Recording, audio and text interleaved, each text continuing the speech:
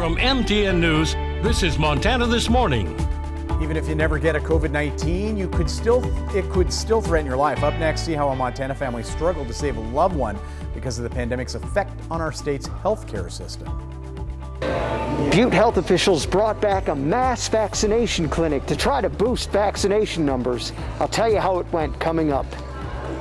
Well, good Thursday morning, Southwest Montana. It is 6:30 on the 14th day of October. Chet Lehman, Matt Elwell with you there. A little fog off and on our ICAM, their community hospital. A little bit of light snow looks like on the ground, too, yeah, and they're not alone. We've had a couple of snowflakes here in Tropical Four Corners as well. Right. Overall, we're talking patchy ice on Bozeman Pass. We'll probably see that on Homestake Pass, so some of that light snow out there, but the snow isn't all that impressive overall. Temperatures into the low 30s, 21 in West Yellowstone. Again, the snow that we see is just pretty spotty across the area. We'll see a little bit of cloud cover across the area for the day today. Temperatures for the afternoon should top out into the upper 30s. It will turn a little breezy today, so an extra layer, not a bad idea. Maybe long sleeve shirts, hint, hint, children of mine. Where is that? It's never going to happen. It's in my locker. You know how many times I left my shoes at home. Garbage bags to pick up clothes left in the lockers. Yeah. Yeah. It's perfect. No longer have to do that. Look at you. 6:31, our top story this half hour. 2 female grizzly bears trapped on private property in Carbon County and euthanized after an investigation determined they were involved in killing livestock. According to a news release from the Montana Department of Fish, Wildlife and Parks, the attack happened on Monday, October 4th. Both bears had been involved in 2 other recent killings as well. FWP and federal officials recommended that both bears be euthanized. U.S. Fish and Wildlife Service approved that action. Well, in Montana, massive rise in COVID cases clogging up hospital beds. It's forced a Colstrip family to live through a nightmare after getting repeatedly denied for emergency surgery at all of Montana's major hospitals. Now the family is thanking its lucky stars after finally finding an out-of-state hospital that had room. TN's Andrea Lutz reports the family wants others to know the risk you may face if an emergency strikes. It is no secret that COVID cases are on the rise in Montana. In fact, on Wednesday alone, over 1,300 new cases in our state. It is having an impact on our hospitals and emergency departments, with many of them operating at capacity. But what happens when in that situation, critical care is denied?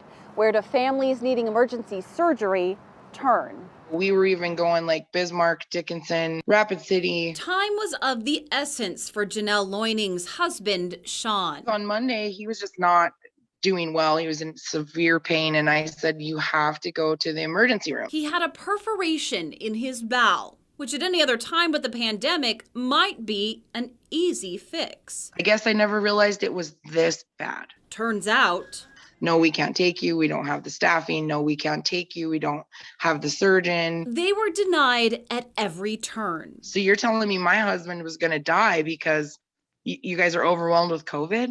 What were the hospitals saying to you? Most of the time it was, well, we're diverting patients as it is now. I was getting frustrated, and so I would be like, are you serious? So if I just put him in the car and showed up, you would turn us away?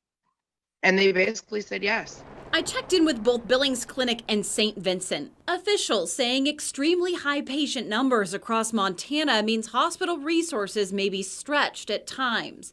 And while operating rooms continue to remain open, they're making every effort to provide for the region's needs, including life-saving care. Meanwhile, St. Vincent saying they continue to perform urgent cases as well as outpatient procedures that do not require inpatient hospitalization. Loining says her husband's situation was so dire when he finally got to Cody late Tuesday night. When he first got there, they couldn't start surgery right away because his blood pressure tanked to the point that they were saving his life at that point. He absolutely was as critical as they come. And while she's grateful he finally got the surgery he needs, she has a pretty meaningful message for other families who might find themselves in the same dire situation. You can't help but cry.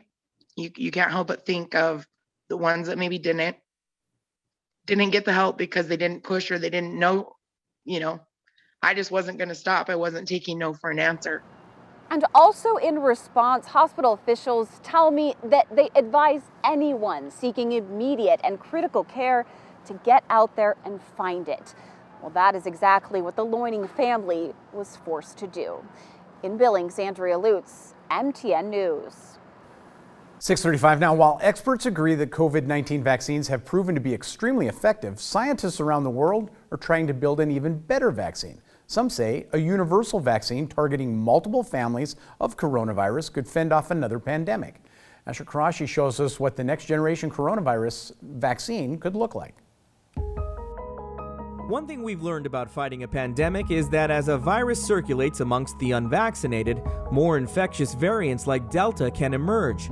And while initial data suggests the current crop of vaccines remain highly effective, scientists around the world are trying to create a universal vaccine that could protect against emerging variants and possibly prevent future coronavirus pandemics. These vaccines that we have right now are tremendously effective. They have saved millions of lives. But the question is, can we make them better? What is this? It's a question scientists like microbiologist and immunologist Pablo Penaloza McMaster are trying to crack. Different variants and even different strains of coronaviruses express, they mutate their spike or coat protein so that they can deceive the immune system.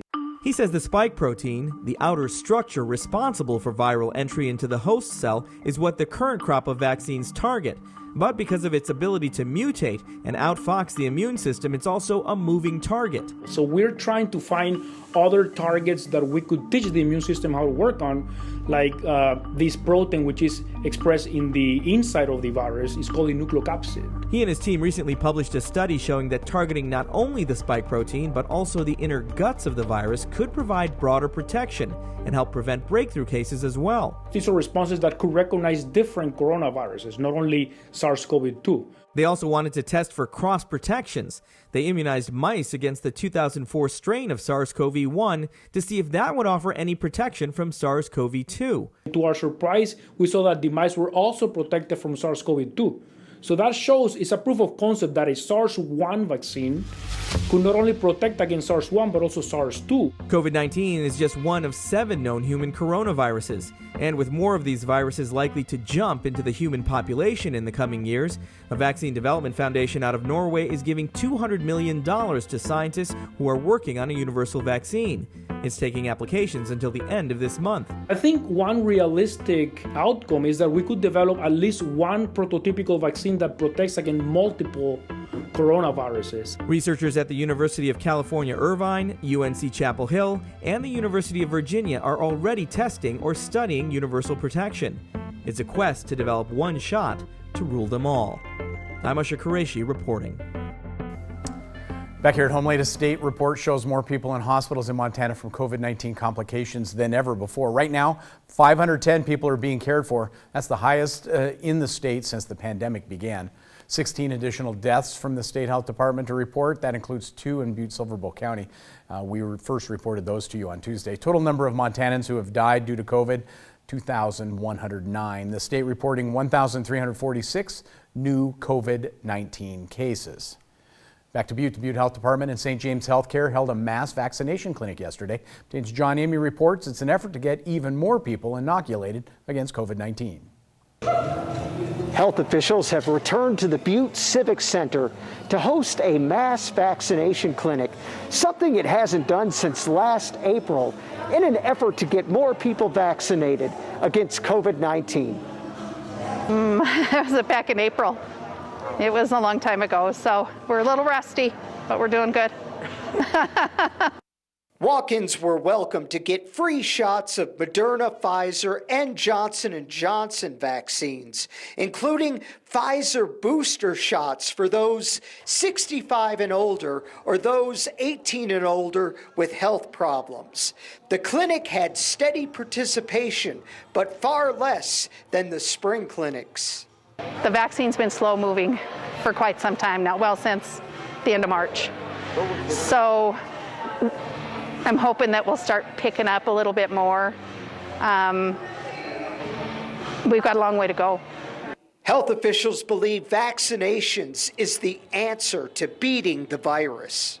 The vaccine has been shown to keep people out of the hospital. The people that need medical care are the people that are unvaccinated. So make the smart decision, do the easy thing, come on down and get vaccinated. At 64% of the eligible population vaccinated, Butte has hit kind of a wall. But they're hopeful they may see a boost, possibly by November, when 5 to 11-year-olds are eligible for the vaccination. And maybe that will prompt more people to be vaccinated at the same time with their children. You know, we saw that a lot before, that, you know, once their 16-year-old could get a shot, they got a shot with their 16-year-old. Now, staying in Butte, the health department will be doing vaccinations next Tuesday at its Front Street office from 9 o'clock in the morning till 4 p.m. Also, September set a record for visitors to Yellowstone National Park. Plus, it's the first time the park has had almost 4.5 million visitors by this point in the year.